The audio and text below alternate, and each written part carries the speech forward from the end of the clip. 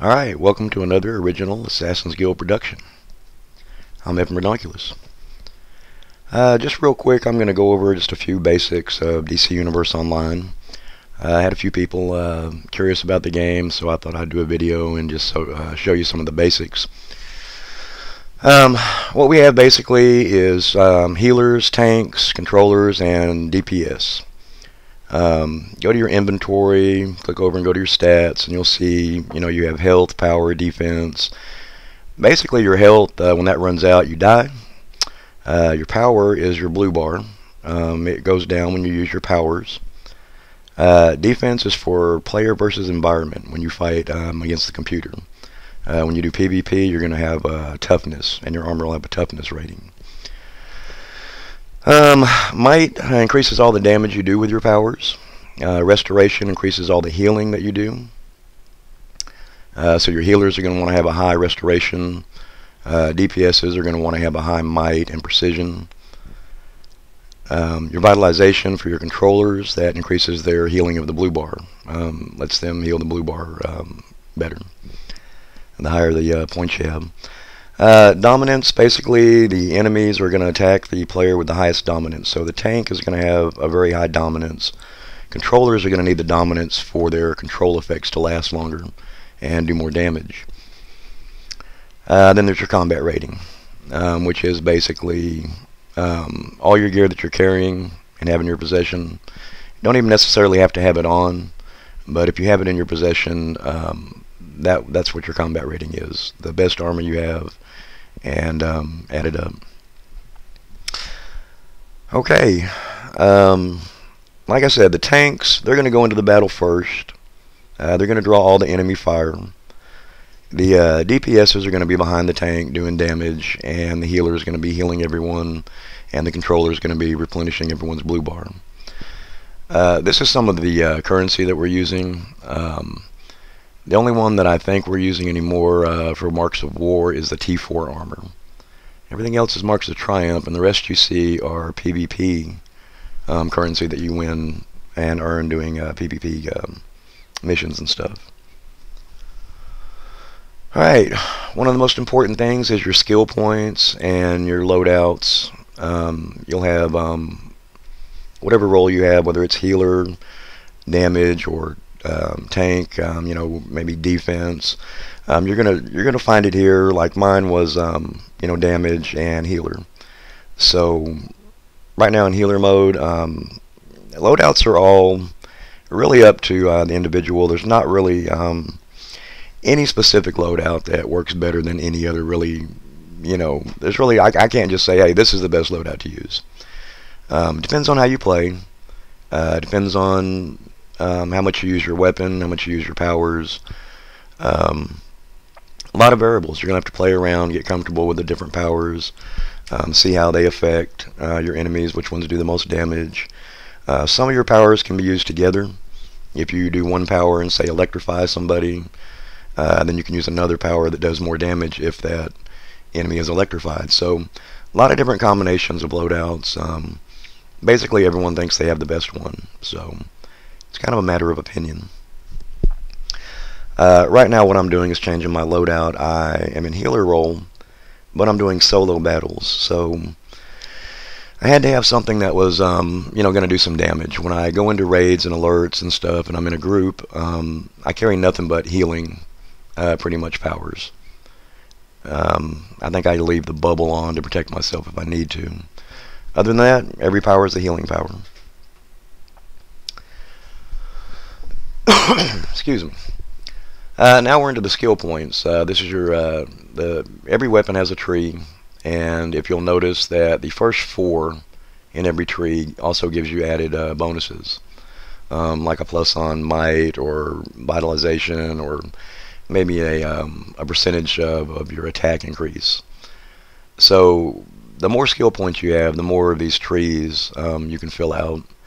And it doesn't matter if you're using that weapon. Like I may be using martial arts, and I'll go ahead and equip the bow and the staff and the rest of the weapons, because the first 4 give you bonuses, as you can see here. Now at the bottom of each weapon tree are your general stats for your rolls. I'm highlighting all the ones that apply for healing. There's a restoration boost. There's a 4% critical healing chance and a 1% critical healing. And if I was in DPS role, I'd probably be filling out might and the 4% critical attack damage and 1% critical attack chance. Tanks will go for the dominance and fill that in. Probably health. And really these kind of depend on the person too. And as you can see, with 90 skill points, I can fill out every tree. At least the 4 that give me extra stats and anything I need at the bottom. The shield's the only one that increases your precision. So you actually have to buy a download content pack to have the shield. So I recommend at least one time spending some money on here. And if you spend $5 or more, one time you'll go to premium level and you'll stay there for the rest of the time. Never go back down to free. The bonus for doing that is you'll be allowed to trade is the main bonus. Your money will go to 2,000 instead of 1,500, and most importantly you'll be able to trade so people can give you stuff. These are your under flight. Wouldn't really worry about any of these except for the super speed until you have a lot of skill points built up, until you can fill out your trees. I mean, downdraft is a pretty good power, and like I said, it's up to the individual. Okay, these are your iconic powers, and what you're going to want to do here is they're pretty much set up. The row I'm on right here is healing. This one is for controllers. They're going to need these. Most controllers use word of power. The next row is pretty much what tanks would want. And then all the rest are just kind of up to the individual user. You know, once you have your loadout down and you know how many powers you actually use, you might want to try some of these out. Generally, I don't believe these are as strong as some of the powers in your actual ability set. But they're iconic, and once again, it's really kind of up to the individual if you like using it or not. The only bad thing is you only have 15, power points, so it's really difficult, filling out your tree a lot of times. I wish you could fill out more than just 15. See right here, I would have filled in the entire middle row if I was in DPS mode on both trees. They have the most damage powers are right there at the bottom in the middle. But as a healer, I'm healing only, so all I'm doing is picking the powers that do healing. So if you run into someone in the game and they're like, I have to go reset to play that role, I'm in healer role, let me go reset. This is what they're talking about.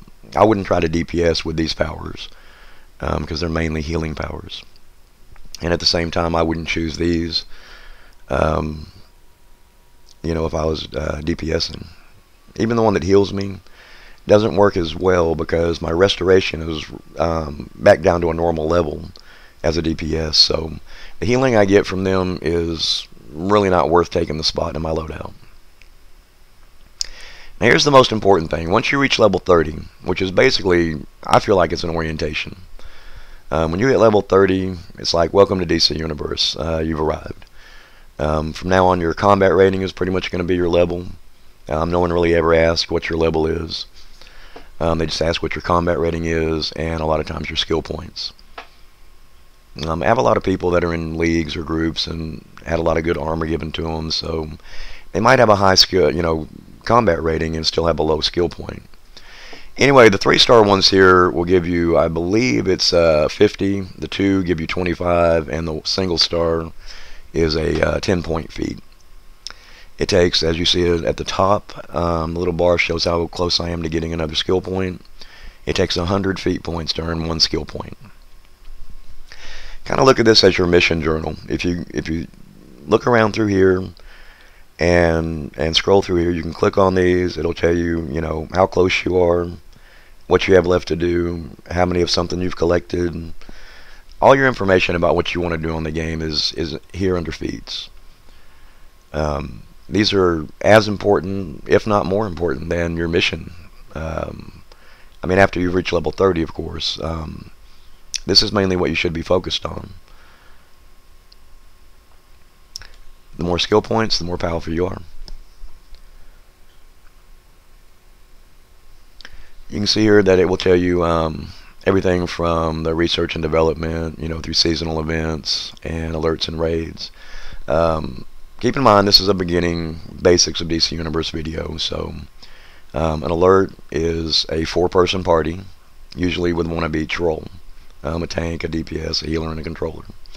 A raid is an 8-person party, and is usually 2 of each, or sometimes 3 DPSs and 1 tank. Other than that, you really kind of want to shout out at the watchtower or something and get in a group and then queue up for a mission. If you go through the on duty tab, you might end up in an instance where some people weren't able to get through the mission, so they reopened it and they're hoping whoever comes can help them complete it. And I've actually got there and the whole thing was over before. So the best way, as I'm showing you now, the 1 player, of course, is solo, and 2 players duo, and 4 player, 8 player, or alerts and raids. Then you have your PvP, Arena and Legends, which is where you get your marks of lore, tactics, and strategy, I believe. And this is where you're supposed to go. Just highlight these and queue up. It'll tell you what level you have to be to get into them. I personally suggest, and in fact, the veterans, you know, will tell you, you know, don't go through the on duty, or you'll end up with a bad party. It's convenient. Sometimes it's easier. It'll queue up faster, but like I said, you may not always get through it. So it's kind of better to shout out, know who's in your party before you get started, and then go ahead and tackle a mission. Each one of these, some of these you have to have the download content to play.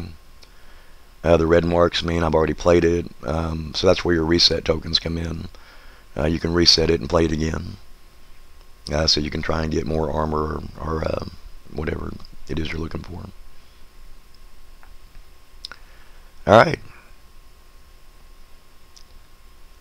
I'm Evan Redonkulous. Later.